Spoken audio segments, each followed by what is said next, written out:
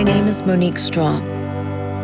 I sat down with activists across the country. Going to begin with breaking news tonight out of Minneapolis in the death of George Floyd, the unarmed black man in Minneapolis who died in police Prosecutors custody. say Officer Derek Chauvin had his knee on George Floyd's neck for 8 minutes and 46 seconds. And these are their stories.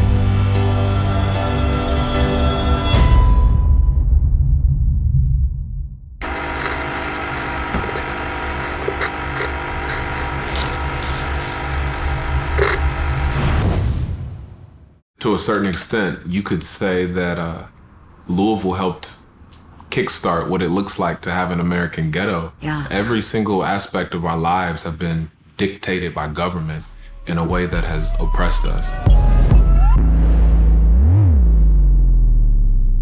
I'm Corey. I'm also known as Jecorey to most folks. Mr. Arthur to my little students around the public schools, libraries, community centers. Professor Arthur to my big students at Simmons College of Kentucky. 1,200 performing, composing, and recording artists who has collaborated with our local symphony orchestra and symphonies across the country. And hopefully by the time anyone watches this, I'll be Councilman Arthur as I campaign for Metro Council District 4. Born, raised, and still living in the West End of Louisville, the highest concentration of Black, beautiful, and unfortunately poor people in this state of Kentucky. And this is the same area that we had spoke on briefly about this. It used to be a white community. Yes, so in the 1930s, all of the West End of Louisville was predominantly white. But after an urban planner named Harlan Bartholomew wrote a formal notice to the city saying that the pollution was killing families in this area, he asked all of the different industries to be moved out to help save people. But they moved the people out and then moved Black people in, put us in this area, kept the pollution here. And now when you fast forward to 2020, we have higher asthma rates, specifically with our youth, double the rate of the rest of the city. We have 13 years on average of a life expectancy difference compared to the other side of 9th Street. So this area of town has truly been turned into a modern day concentration camp.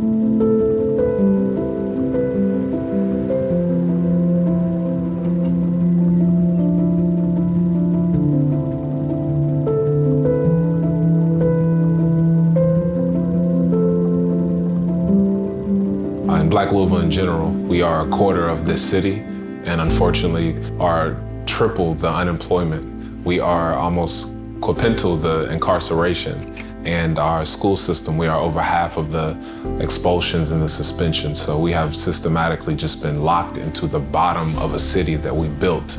We have to change our economic conditions.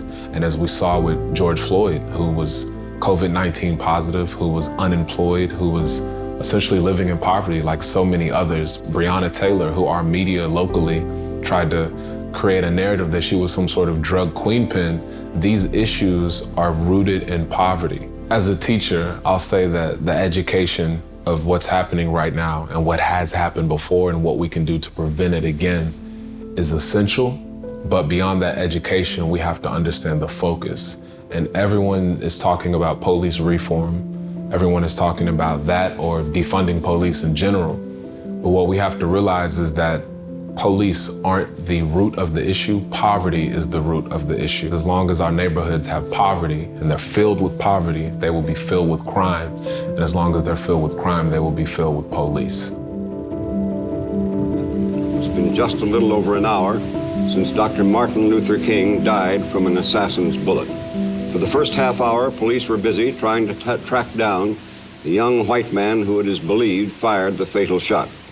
However, the picture has changed. There have been scattered instances of looting in the predominantly Negro section. 50 years ago, around this time, Dr. King was assassinated.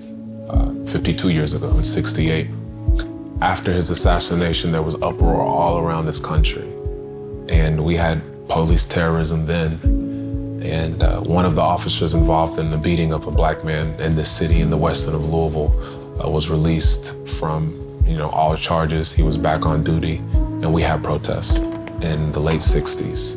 The National Guard came to Louisville, like they did just recently, and killed 2 black teens. Our city has been through this mayhem before, and we never addressed race. We never addressed that issue, and we're dealing with that today. We have an obligation right now, we have a responsibility right now to get justice so that we don't have to deal with this 50 years from now.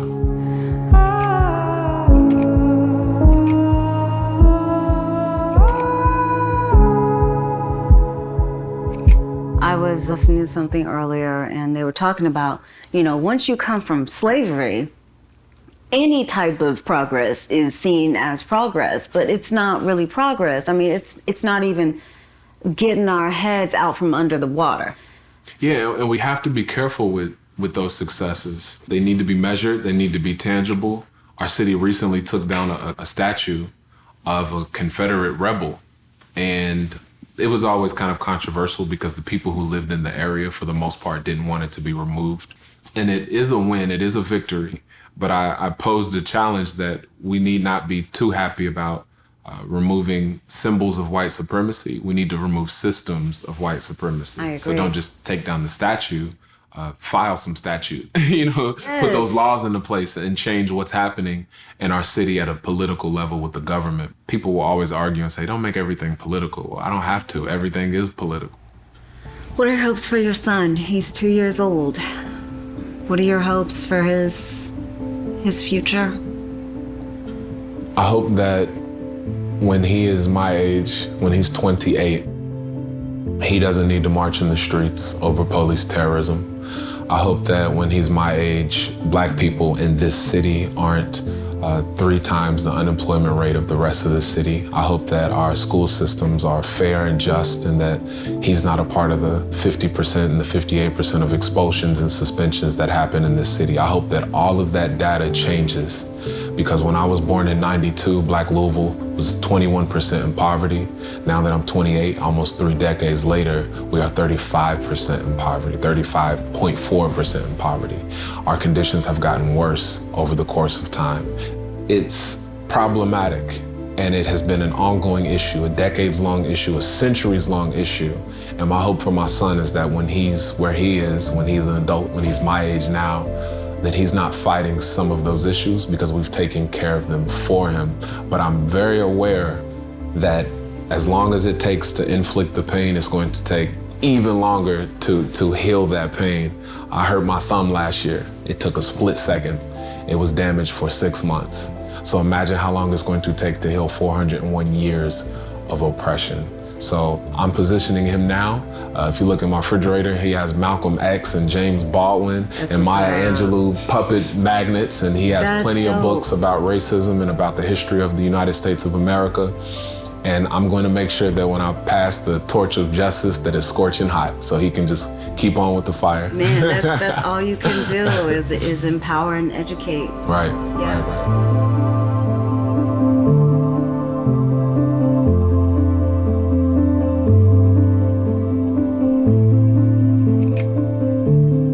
I wouldn't be here today taking death threats, wearing a bulletproof vest, carrying my firearm everywhere I go, having my son stay outside of his home because I'm doing it for the sake of just doing it, because I'm doing it for selfish reasons.